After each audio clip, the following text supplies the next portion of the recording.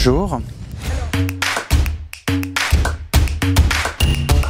Je pense qu'il y a deux temps. La première fracture, elle est liée à la perte de confiance dans les institutions. Et là, la cause première, elle est économique. La crise financière, la montée de la mondialisation, les grands dérèglements de notre capitalisme, les inégalités, mais aussi le réchauffement climatique, ont vraiment fracturé la confiance des citoyens vis-à-vis d'institutions qui ne les protègent pas face à ces transformations. Mais il y a une deuxième dimension qui est la confiance dans les autres, dans le rapport dégradé à autrui. Et là, la rupture n'est pas économique, c'est plus une rupture anthropologique, une rupture civilisationnelle qui est très liée à notre société post-industrielle. Notre société post-industrielle, c'est une société qui marque le passage d'une société de classe, de monde intégré, à une société non pas de masse, mais à une société d'individus affranchis, mais aussi d'individus isolés.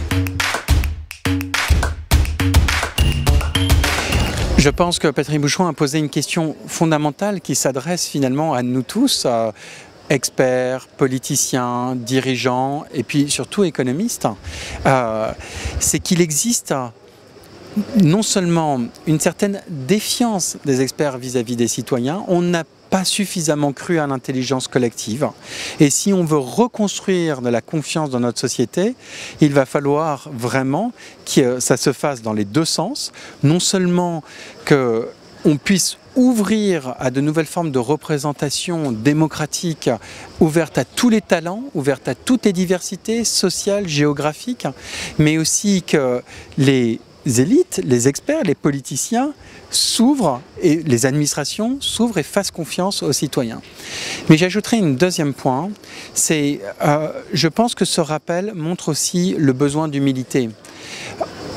Les économistes, qui ne sont pas toujours les êtres humains les plus humbles, doivent faire preuve d'humilité, dans la mesure où, là où il y a un très fort consensus entre les économistes sur ce qu'il faut faire par rapport à la mondialisation, par rapport aux réformes sur le marché du travail, c'est justement sur ces thèmes où il y a un plus grand dissensus vis-à-vis des citoyens. Donc il faut absolument qu'on tienne compte non seulement d'arguments économiques, mais d'arguments aussi sociaux, c'est ce que nous disait Laurent Berger, et c'est ce que nous disait aussi l'ancienne ministre du Travail italienne. Et je crois que ouvrir des rencontres sur renouer avec la confiance, un thème qui n'est pas uniquement économique, montre qu'on apprend aussi au cercle des économistes l'humilité. Je pense que pour expliquer vraiment la montée de ces forces anti-système ou de ce ressentiment, il y a deux natures. Il y a très forte défiance dans les institutions, partagée par aussi bien la radicalité de gauche, la radicalité de droite, les gilets jaunes. Vous le retrouverez aussi bien dans le contexte français, chez France Insoumise ou au Rassemblement National, mais c'est ce qui explique le Brexit, c'est ce qui explique le vote Trump, c'est ce qui explique la montée de la Ligue du Nord ou du mouvement 5 étoiles. Mais ce qui explique le partage des eaux entre la gauche radicale et la droite populiste, c'est la confiance dans les autres. Et la droite populiste a un rapport de défiance, pas uniquement vis-à-vis de la figure de l'immigré, mais vis-à-vis de l'autre, vis-à-vis du pauvre. C'est pourquoi, pour réfléchir à des politiques économiques, il ne suffit pas de dire « taxons les riches ». Bien sûr, lutter contre les inégalités, c'est important.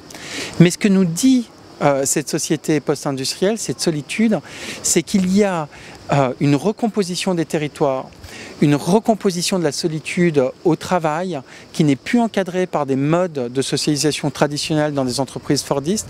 Et donc il faut trouver au XXIe siècle des politiques nouvelles d'une certaine façon.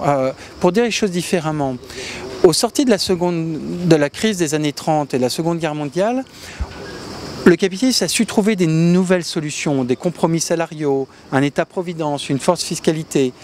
À nous de trouver, au XXIe siècle, des politiques aussi adaptées.